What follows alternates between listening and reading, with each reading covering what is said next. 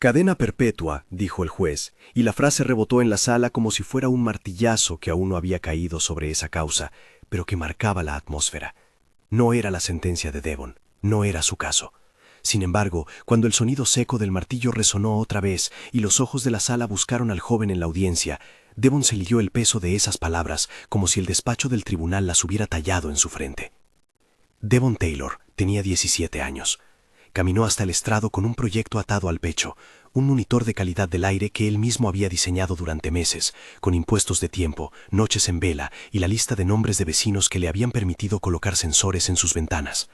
No era un aparato elegante, era una caja probeta de cinta, circuitos soldados con paciencia y un sensor que había registrado una y otra vez las mismas lecturas, picos de contaminantes que coincidían con las horas en que una franja industrial cercana encendía sus hornos. Para Devon, esos gráficos eran rostros. Cada línea ascendente era un niño con tos, una abuela con inhalador, un patio de recreo con polvo en suspensión. Entró en la sala del comité ambiental con la calma de quien conoce la verdad. El juez William Harmon presidía una audiencia administrativa sobre una permuta de licencias en esa cuenca. Harmon no necesitaba alzar más la voz para recordar que era el tipo de hombre que prefería la estabilidad a las preguntas incómodas. Sus gestos cortantes, la inclinación de la cabeza para interrumpir y esa costumbre de hablar por encima de quien intentaba explicar algo, todo formaba parte de su sello. Por eso, cuando la seguridad del edificio detectó el monitor que Devon había colocado entre sus cosas, un pitido breve, una luz roja, la tensión se tensó como una cuerda que se tensara de repente. El agente Briggs vino hacia él con paso decidido. Briggs no sonreía nunca. Llevaba chaleco y un aire de autoridad que confundía la seguridad con el juicio. Sin verbosidad, tomó el dispositivo. «Esto no puede estar en la sala», dijo. Su tono no era la formalidad de quien cumple un reglamento, era la rapidez de quien quiere quitarse de encima un problema. Devon intentó explicar. «No es un arma», dijo, «es un sensor. Los datos son importantes para mi estudio». Las palabras se le desbordaron con una mezcla de apuro y orgullo. Había meses de registros en esa memoria. El juez mijó. El juez llamó la atención de todos y dijo, con una frase que había usado minutos antes en otra causa y que ahora volvió a flotar, esta vez con otra textura. «En esta sala no toleramos amenazas a la seguridad ni provocaciones que alteren el orden». El eco de cadena perpetua seguía colgado en el aire, como un recordatorio de su mano firme ante lo que él consideraba desorden. El gesto fue suficiente. Briggs abrió la carcasa del sensor, examinó los circuitos como quien inspecciona un artefacto sospechoso y pidió que lo entregaran a custodia. Nadie preguntó por los archivos, por los respaldos, por los vecinos que habían colaborado. Devon sintió la humillación de allí mismo. Aquel aparato no era un objeto, era la acumulación de su trabajo y la confianza de su barrio. Verlo desarmado sobre la mesa, con piezas que tintineaban como un pequeño cadáver tecnológico, fue como ver a alguien arrancarle la voz a una investigación que ya había empezado a contar historias. El Dr. Williams, su mentor, se levantó con el gesto contenido de quien ha seguido el crecimiento de un estudiante hasta ver lo que le pertenece arrebatado sin justificación. «Necesitamos preservar esos datos», dijo con calma. El Dr. Lawson, presidente del comité ambiental, frunció el ceño, dividido entre la formalidad del tribunal y la lógica del caso científico que tenía ante sí. El procedimiento fue frío.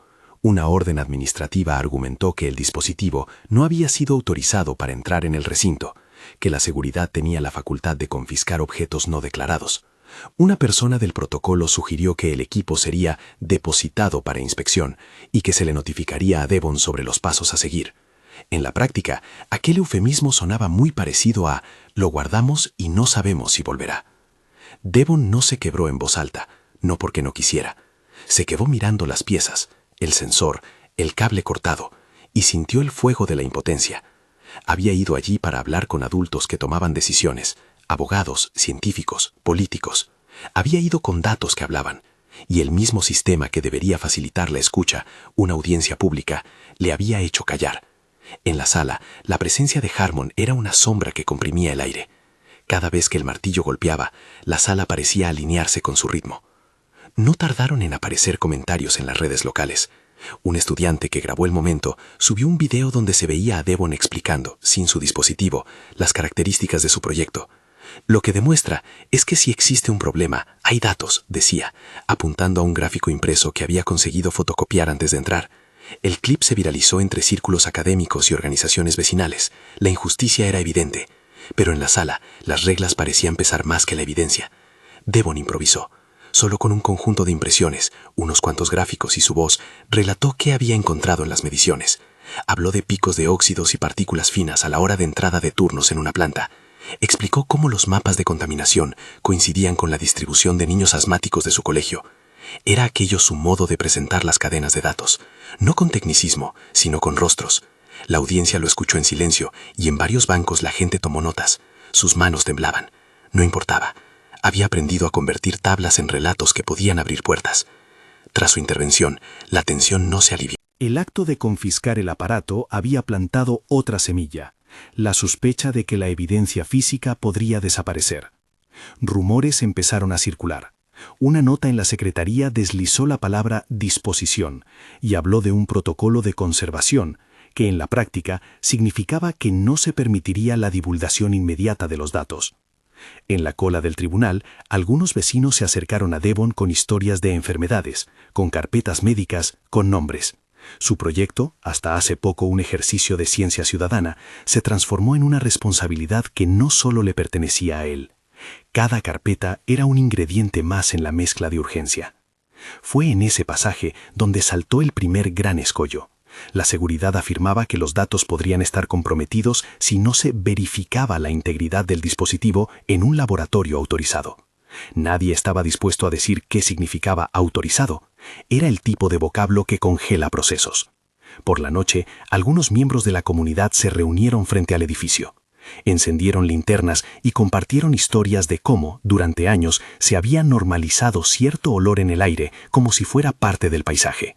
Las linternas, en la oscuridad, parecían pequeñas coronas de protesta. El Dr. Williams, que había visto ese fuego en Devon desde que lo había convencido a proponer el proyecto, no se quedó quieto. Llamó a colegas universitarios, pidió asesoramiento técnico y realizó una copia forense de los datos que había podido rescatar de la nube donde Devon los había almacenado. Dr. Lawson, con más cautela institucional, hizo las preguntas correctas en la audiencia, presionando por un inventario claro de lo incautado. Sus gestos no eran grandilocuentes, pero sus palabras abrieron una rendija por donde la verdad podría filtrarse. Mientras tanto, la defensora pública, Laura Chen, tomó el caso con una mezcla de profesionalidad y empatía. Era joven, pero con experiencia en situaciones donde la evidencia ciudadana se enfrentaba a la burocracia. Se encontró con Devon en un café frío, con baldosas grises y mesas ruidosas, donde las palabras se mezclaban con el vapor de las tazas. «No podemos dejar que destruyan tu trabajo», dijo. «Hay procedimientos para proteger evidencia, hay plazos, hay solicitudes formales». Hablar con Laura era constatar que la ley podía abrir puertas si estaba bien dirigida. Uncle James, el tío de Devon, también apareció como pieza clave. No era abogado, pero había trabajado años como asesor en despachos pequeños. Conocía los vericuetos administrativos. Le dijo cosas en voz baja y concreta. «Tenemos que hacer reclamación por custodia. Hay que exigir cadena de custodia. No firmes nada que diga que renuncias a la propiedad de esos datos». Sus intervenciones tenían la mezcla justa de cuidado y pragmatismo familiar. En la primera semana tras la audiencia, las líneas de tensión se multiplicaron. Por las mañanas, el monitor confiscado reposaba en una sala de custodia. Por las tardes, la comunidad organizaba mesas con vecinos, recopilando testimonios. Se creó un mapa de puntos afectados, con cruces rojas y etiquetas. Casi inmediatamente, los investigadores colaboradores de la universidad superpusieron los datos de Devon en mapas públicos y comenzaron a detectar patrones. No era un pico aislado, era una franja que recorría varias manzanas. Las tablas y los mapas hicieron lo que la palabra sola no podía. Ofrecieron una correlación imposible de ignorar. Sin embargo, cada vez que los datos empezaban a tomar forma pública, un mecanismo burocrático aparecía para ralentizarlos. Un funcionario de planta, un memorándum técnico que requería firmas, una puerta que se cerraba. Era como si alguien, invisible, hubiera aprendido a aplicar pequeños frenos administrativos, que sumados lograban retrasar cualquier avance. La sensación de asedio fue creciendo. No era solo la confiscación puntual, era la acumulación de pasos que convertían una evidencia en un trámite. En la comunidad, las noches eran largas. Una noche lluviosa, Devon y un grupo de amigos se reunieron en el sótano de la biblioteca del barrio. Allí, con laptops y pizzas frías, comenzaron a reconstruir informes y respaldos. Uno de sus amigos, Marlon, sabía de codificación. Otro, Ana, había aprendido a diseñar informes en la escuela técnica. Juntos hicieron lo que podía hacer la gente cuando las puertas oficiales se cerraban: replicar el trabajo desde la base, con transparencia y rigor. Copiaron archivos, etiquetaron series temporales, comprobaron metadatos. Lo que encontraron fue notable. En varios archivos había marcas de tiempo consistentes, entradas que se repetían de madrugada en lugares específicos. Era la forma en que los datos confirmaban lo que las personas relataban en voz baja en la calle. Algunos medios locales comenzaron a cubrir el asunto con cierto interés. Un par de reportajes describieron cómo un joven había recolectado evidencia que ponía en cuestión decisiones administrativas. En los titulares no siempre se mencionaba la palabra corrupción. Preferían hablar de controversia organizacional o de discrepancias administrativas. Era el lenguaje del periodismo que no quiere mojarse demasiado. Pero offline, en las plazas y en las asambleas vecinales, las palabras que circulaban eran otras: impunidad, negligencia, salud pública. La retórica subía y bajaba con el pulso de la comunidad. Mientras aumentaba la tensión, la presión sobre los actores institucionales también crecía. Laura organizó una solicitud formal de protección de evidencia. Redactó la documentación con precisión. Ordenó que se registraran los procedimientos de custodia, que se tomaran fotografías del equipo, que se sellaran las memorias con firma y fecha. Cada documento era una pieza de defensa contra la posibilidad de manipulación. El lenguaje legal se volvió por primera vez una barrera útil. Pero la barrera no fue suficiente.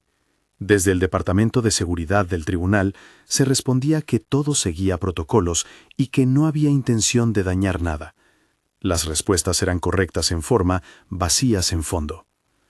A los pocos días, alguien del entorno de Whitfield, un senador con intereses en la zona industrial, comenzó a circular versiones que desacreditaban el proyecto. Sugerían que la tecnología de Devon no estaba calibrada, que su metodología era amateur y que los datos no eran confiables. Eran argumentos predecibles y, sin embargo, efectivos para sembrar dudas.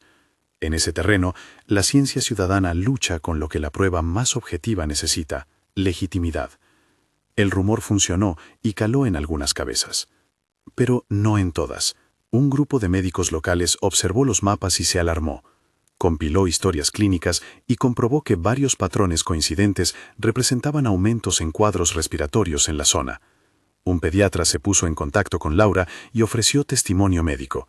El dossier empezó a engrosar con papeles que no dejaban lugar al escepticismo fácil. La fuerza de la evidencia comenzó a empujar de vuelta. Devon, sin embargo, vivía la contradicción entre el orgullo de ver cómo su trabajo cambiaba conversaciones y la desazón de depender de gestos institucionales tibios. Por el día iba a clases, por la noche volvía a las copias de datos. Las preguntas habituales le golpeaban la cabeza. ¿Qué hace a la gente poderosa escuchar? ¿Por qué, cuando la evidencia se junta con la necesidad, el mecanismo que debería protegerla se transforma en un pesado artilugio de demora? Había una sensación ronca, como de viento atrapado, que no encontraba salida. En una de las reuniones con Laura y Uncle James, decidieron una estrategia escalonada: documentación rigurosa, pedidos formales al comité, peticiones de supervisión por entes superiores. «No queremos espectáculo», dijo Laura. «Queremos un proceso que preserve los datos y que fuerce una revisión imparcial». Eso significaba evitar enfrentamientos explosivos que pudieran dar a la otra parte pretextos para desprestigiar. Era la estrategia de quien quiere desmontar una maquinaria desde dentro. Todavía habían frentes abiertos. Un inspector del tribunal sugirió que el monitor pudiera ser analizado por un laboratorio acreditado, pero con la condición de que ese análisis se hiciera fuera del circuito local.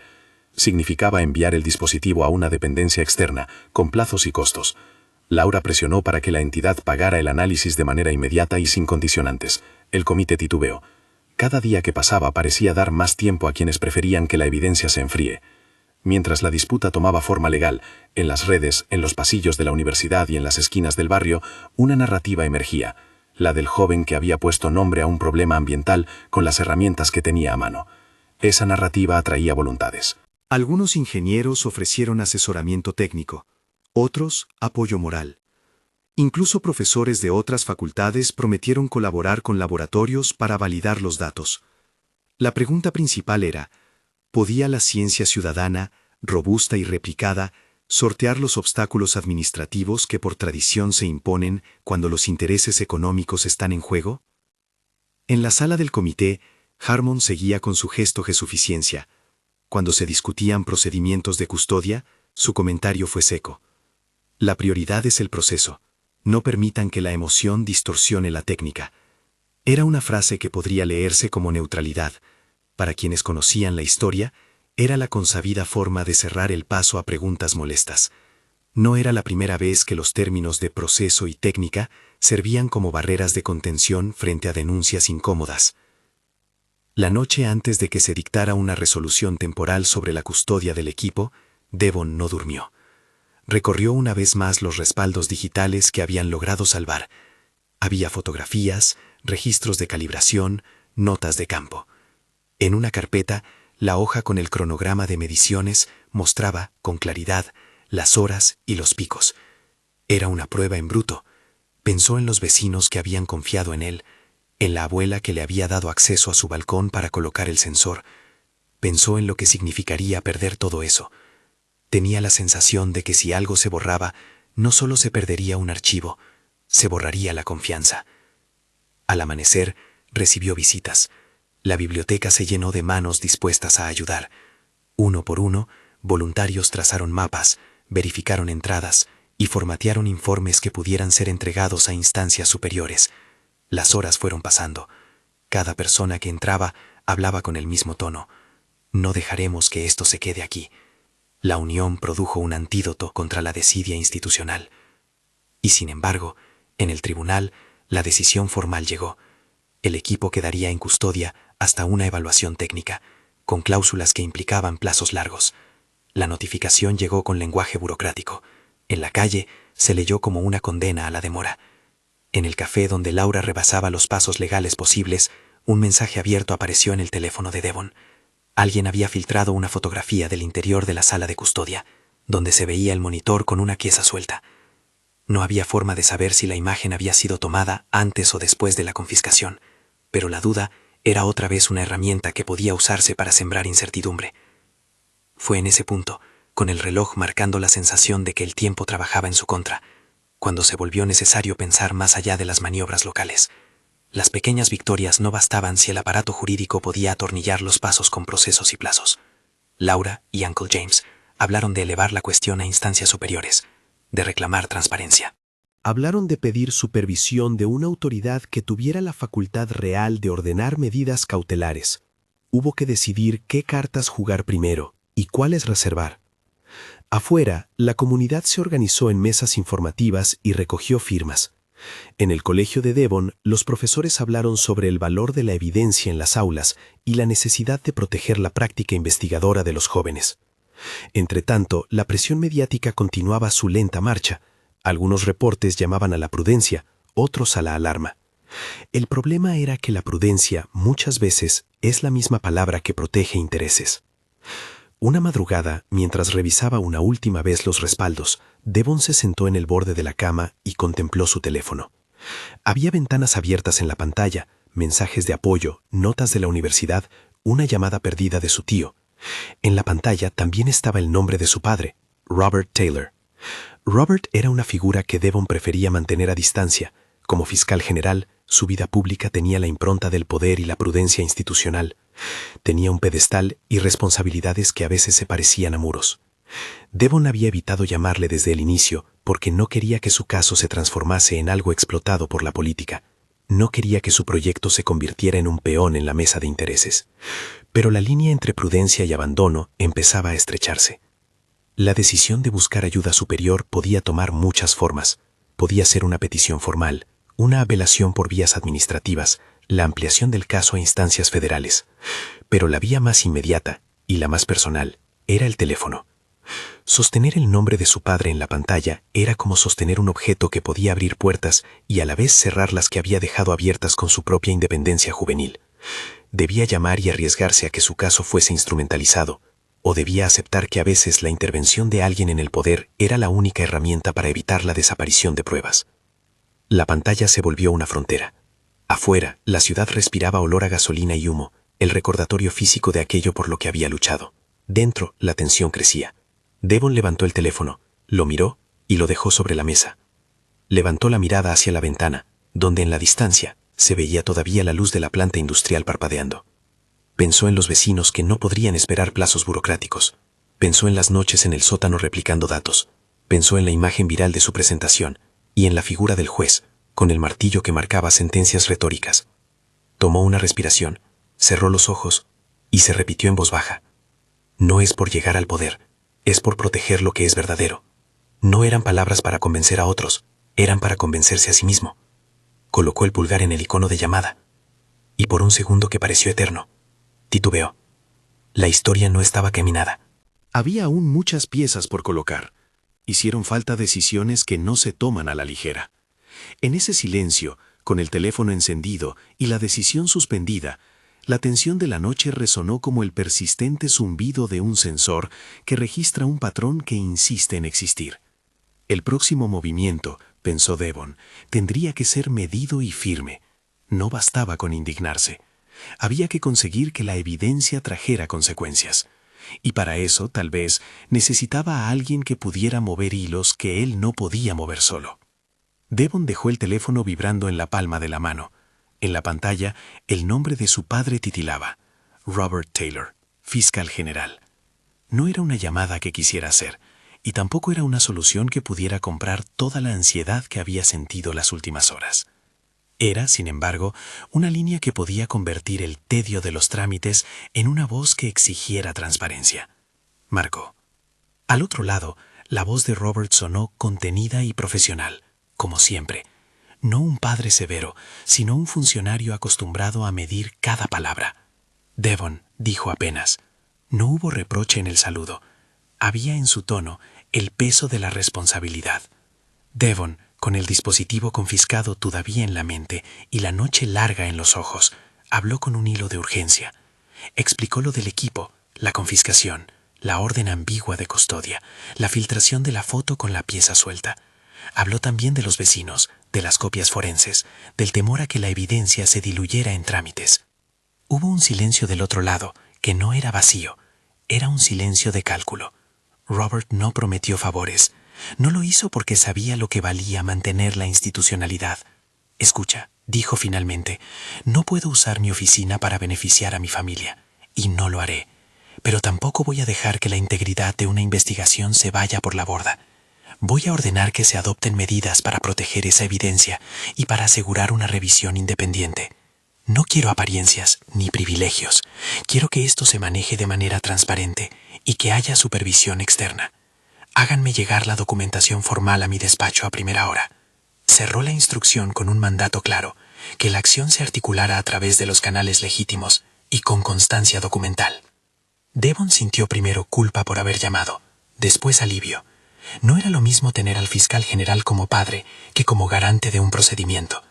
Aún así, la llamada tuvo efecto inmediato en la dinámica. Un correo protocolar llegó a Laura Chen y a Uncles James en menos de una hora. En él, la oficina del fiscal general exigía al tribunal que se tomaran medidas cautelares para preservar la cadena de custodia y solicitaba la presencia de un perito independiente designado por la universidad local.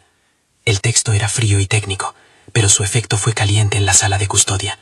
La palabra supervisión activó nervios. La mañana siguiente se movió con la precisión de una maquinaria cuyo engranaje acababa de recibir un aceite inesperado. Un inspector de la oficina del fiscal general, junto con un técnico forense de la Facultad de Ingeniería, entraron en la sala de custodia con formularios, sellos y cámaras. Fotografiaron el monitor tal como estaba, tomaron actas de todo lo que allí había y levantaron copias forenses de las memorias. Nadie tocó un chip sin dejar constancia. Briggs, el agente de seguridad, obedeció las órdenes con la misma expresión cerrada, pero esta vez con la presencia de testigos que fotografiaban y registraban cada movimiento. La cadena de eventos que siguió fue una competencia entre la transparencia y la costumbre. Por un lado, la universidad y los médicos reunieron documentación que fortalecía la hipótesis de Devon, informes clínicos, mapas con superposición de datos y testimonios rigurosos. Por otro, ciertos despachos administrativos trataron de recomponer la conversación hacia términos técnicos que diluyeran la urgencia. Pero había una diferencia nueva. La intervención del fiscal general había desplegado mecanismos de supervisión que no permitían maniobras discretas. Cada movimiento quedó consignado.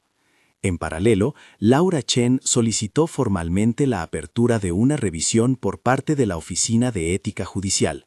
No se trataba de una acusación criminal, era una petición para que se investigara si las decisiones administrativas que afectaban la custodia del equipo habían sido procedimentales o si escondían intereses que debían ser evaluados.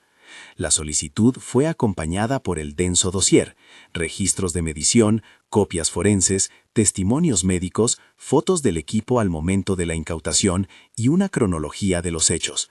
Todo estaba hilvanado con el mismo objetivo, mostrar que la prueba existía y que su conservación era un asunto de salud pública, no uno de conveniencias procesales. La respuesta no fue inmediata ni dramática, fue otra cosa, un corrimiento en los márgenes del poder. A través de peticiones formales, oficios y la presión de la opinión pública, esa que en las redes había comenzado a transformar la indignación en expectación, la investigación se amplió, no para condenar de antemano, sino para arrojar luz. El tribunal aceptó la visita de auditores externos y el Comité de Ética Judicial abrió un expediente para revisar la conducta de quienes habían decidido la incautación y su manejo subsecuente. Mientras la maquinaria institucional empezaba a funcionar con la mirada del público encima, la comunidad se movilizaba en otro frente, la comprobación técnica. Los análisis forenses de las memorias confirmaron lo que Laura y el Dr. Williams habían sospechado. Las series temporales estaban intactas, los metadatos no mostraban manipulación maliciosa y el muestreo era consistente con los protocolos que Devon había documentado. Un laboratorio externo verificó la calibración de los sensores y certificó que, pese a su apariencia casera, el conjunto de instrumentación era válido para detectar las partículas y gases que registraba. La ciencia ciudadana empezaba a mostrarse no como un sustituto de lo institucional, sino como una herramienta robusta cuando se articulaba con procedimientos de validación. Entonces aparecieron otras pruebas que complicarían el relato de institucionalidad limpia. Documentos de agenda y registros públicos mostraron, en diferentes frentes, una serie de contactos frecuentes entre el juez Harmon y el senador Whitfield. Reuniones públicas, aportes y una relación de asesorías para permutas urbanísticas que habían beneficiado a consorcios cercanos al senador comenzaron a aparecer en la prensa. No era la prueba de un delito, pero sí un mapa de posibles intereses cruzados. En política y administración, la apariencia también pesa. Las coincidencias en agendas y la coincidencia de decisiones que favorecían ciertos proyectos en áreas industriales dieron a la investigación un nuevo foco, el conflicto de interés. Los titulares, que antes habían titubeado, comenzaron a utilizar palabras más duras. El senador Whitfield negó cualquier influencia indebida y habló de mala interpretación. Harmon respondió con un comunicado que defendía su independencia judicial y su obsesión por el orden del proceso. Pero la narrativa había cambiado. Ya no se trataba solo de un joven con un aparato confiscado, sino de un entramado de poder en el que la ciencia ciudadana había conseguido poner una luz incómoda. En lo personal, Devon navegó entre orgullo y pudor. La llamada a su padre había sido la llave que activó frenos. Robert, por su parte, se cuidó de no convertir esa llave en una puerta cerrada que solo se abre para algunos. En público, anunció que su oficina supervisaría la integridad del proceso, pero también dejó claro que delegaría la investigación a un representante especial para evitar cualquier sombra de nepotismo. Era la decisión que muchos esperaban. Acción sin apariencia de favoritismo. En privado, cuando se encontraron una tarde en la puerta de la biblioteca del barrio, padre e hijo tuvieron una conversación más humana. «No vine aquí para que uses mi nombre», le dijo Robert a Devon, la voz más baja que le había oído. «Vine porque la ley exige que se proteja la evidencia, y porque tú tienes derecho a que se respete el proceso. Pero también vine para decirte esto. El poder sirve para proteger la verdad, no para silenciar a quienes la enuncian». Devon asintió. No fue un gesto de gratitud complaciente. Fue la aceptación de que había tomado una decisión complicada y la carga de llevarla sin dejarse definir por ella. Poco después, la oficina del fiscal general ordenó la puesta en marcha de una investigación administrativa que incluyó llamadas a declarar a varios funcionarios, el jefe de seguridad del tribunal, un inspector de protocolo y, con el tiempo, al propio juez Harmon. La comisión encargada no tenía poder punitivo definitivo. Su función era recolectar hechos, verificar si hubo violaciones de procedimiento y recomendar medidas. Pero la reputación, en política y justicia, es un bien que puede dañarse en la opinión pública con rapidez. La audiencia pública convocada por la comisión fue un momento bisagra. La sala donde se desarrolló estaba llena, vecinas y vecinos caucionaban con carteles pequeños: Periodistas ocupaban bancas, académicos trajeron gráficos impresos. Devon entró acompañado por Laura, el Dr. Williams y Uncle James. No hubo pompa, no la había, porque la urgencia de la ciudad se había apoderado de la escena. Cuando se abrió el torno de declaraciones, Laura expuso con sutileza. Mostró los metadatos, las copias forenses, la cronología de movimientos del equipo desde la confiscación hasta la llegada de la supervisión del fiscal general. Señaló las inconsistencias de las actas iniciales, defendió la necesidad de protocolos claros para la ciencia ciudadana, y propuso una reforma concreta, la obligación de inventarios fotográficos y de sellado con presencia de peritos en toda incautación de evidencia tecnológica. El juez Harmon tomó la palabra y respondió con la habitual retórica del que confía en el procedimiento por encima de la narrativa. Habló de la necesidad de preservar el orden y la institucionalidad. Habló de protocolos necesarios para garantizar seguridad y neutralidad. Cuando le preguntaron por la filtración de la fotografía del equipo con la pieza suelta, su mirada se endureció, pero su respuesta fue evasiva. No tenía conocimiento de esa imagen, y no puedo responsabilizarme por filtraciones de terceros, manifestó. La frase evitó la autoincriminación, pero no disipó sospechas. Fue entonces cuando el panel presentó comunicaciones que complicaron su defensa, registros de llamadas y agendas en las que se veían citas no solo oficiales, sino también encuentros privados entre Harmon y representantes del sector industrial que había obtenido beneficios en decisiones anteriores. De nuevo, nada que demostrara una conducta criminal, pero sí indicios de vínculos que la comisión consideró pertinentes de evaluar. La presión mediática convirtió esos indicios en un clamor por rendición de cuentas. La comisión recomendó medidas cautelares, suspender temporalmente al juez de ciertas funciones administrativas mientras seguía la revisión, y proceder a una auditoría sobre las decisiones tomadas en casos relacionados con intereses industriales de la zona. La decisión produjo una reacción doble. Para algunos fue un alivio, la muestra de que las instituciones podían controlar a sus propios poderes. Para otros, la prueba de que hasta la apariencia de independencia puede tambalear. Senator Whitfield, por su parte, se enfrentó a preguntas en el Pleno Legislativo. Su discurso público se aferró a la normalidad. He actuado siempre dentro de la ley, repitió. Pero la política del espectáculo ya le había cobrado factura. Aliados políticos comenzaron a distanciarse, al menos en declaraciones públicas, y varios medios políticos empezaron a preguntarse por propuestas de reforma a la relación entre representantes y decisiones urbanísticas. El clímax institucional no fue una sentencia de culpabilidad, fue una serie de consecuencias administrativas que, sumadas, cambiaron el terreno. Algunos miembros del Comité de Permisos presentaron renuncias por discrepancias en la manera de actuar. La Oficina de Ética Judicial recomendó un programa de capacitación para jueces en gestión de conflictos de interés. El tribunal actualizó sus protocolos de manejo de evidencia tecnológica y adoptó la figura del perito ciudadano para validar instrumentos comunitarios antes de que puedan ser retirados sin supervisión técnica. La noticia que corrió por la ciudad fue de cambios, lentos, limitados, pero reales, y la sensación en el vecindario fue menos de fiesta que de alivio precavido. Para Devon, la recompensa no fue un reconocimiento inmediato ni una medalla en el pecho, fue otra cosa, el retorno del monitor en condiciones de prueba, la validación científica de los datos y una invitación para pilotar un programa municipal de sensores comunitarios. Los profesores le ofrecieron cartas de recomendación y oportunidades para continuar su proyecto en colaboración con laboratorios universitarios. Vinos y aperitivas no fueron parte de la escena, había reuniones técnicas y más noches con pizarras, pero también una quietud distinta, la del trabajo que continúa después de que la tormenta pasa. La ciudad, en su conjunto, también ganó algo que no es fácil de medir. Un modelo de participación cívica renovada. Se creó un panel de revisión ciudadana para proyectos científicos que afectaran la salud pública. Se gestionaron fondos para instalar una red de sensores en escuelas y parques. Se implementó un protocolo de cadena de custodia comunitaria, que obligaba a que cualquier incautación de equipos que pertenecieran a iniciativas vecinales contara con testigos externos y copias forenses inmediatas. No fue la transformación total del sistema, pero sí una suma de cambios que garantizaran que la siguiente vez que un sensor pitara, habría menos espacio para que la burocracia actuara como filtro de la verdad. En lo humano, el precio fue distinto. Harmon siguió defendiendo su trayectoria y durante semanas la opinión pública discutió sus decisiones. Algunos colegas lo respaldaron, otros comenzaron a pedir más rigor en la separación entre decisiones administrativas y vínculos políticos.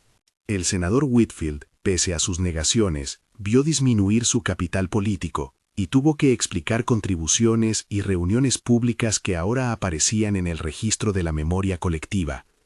No hubo encarcelamientos, no hubo espectáculos punitivos. Hubo, en cambio, una limpieza de procedimientos y una advertencia sobre los riesgos del entrecruzamiento de intereses. La comunidad respiró distinto al cabo de unos meses. Los mapas de contaminación que Devon había trazado se convirtieron en parte del debate urbano. Escuelas y centros de salud recibieron atención adicional. En una reunión municipal, un director de salud pública dijo: «No hemos esperado a que se nos demuestre que existe un problema para actuar. Esto nos lo han enseñado los vecinos». Hubo además una proliferación de talleres donde estudiantes y vecinos aprendieron a montar sus propios sensores con protocolos de validación, bajo la guía de la universidad. La ciencia ciudadana dejó de ser sospechosa para convertirse en socio imprescindible. Devon, que al inicio había temido que la intervención de su padre convirtiera su causa en un trofeo político, se sorprendió de la respuesta colectiva. La responsabilidad que había sentido al llamar a Robert no se desvaneció, se transformó. Entendió que la ética pública requiere que la institucionalidad funcione con reglas claras y que la justicia se defiende también desde la transparencia. Aprendió que la ciudadanía puede usar las herramientas que tiene sin renunciar a la legitimidad. En el terreno personal, la relación con su padre cambió. No se convirtió en la típica relación padre-hijo de película, fue algo menos heroico. Conversaciones largas sobre límites, visitas a juntas ciudadanas, la sensación compartida de que el poder, cuando se usa bien, puede abrir procesos que antes parecían sellados. Robert siempre mantuvo su postura de que su intervención debía ser interpretada como un llamado a la institucionalidad, no como privilegio. «No quiero que este caso parezca una excepción por ser mi hijo», le dijo en una tarde de otoño. «Quiero que sea el ejemplo de cómo las instituciones deben actuar para proteger la verdad, sean quienes sean los involucrados». La audiencia pública, que terminó por suponer la recomendación de sanciones administrativas y la suspensión temporal de algunas facultades de Harmon, fue seguida por un periodo de reclamos y reformas. El tribunal adoptó una reforma interna. Todo incautamiento de equipos tecnológicos en audiencias públicas requeriría a partir de entonces la presencia de un perito y la notificación inmediata de un organismo independiente. Se estableció además un protocolo de comunicación a las comunidades afectadas, de manera que ningún vecino se enterara por filtraciones ni notas parciales. No todo fue compensación emocional. Algunos en la comunidad seguían sintiendo que las medidas no alcanzaban. La salud de aquellos que habían sufrido los años de exposición no se reparaba de la noche a la mañana. El aire no mejoró de un día para otro.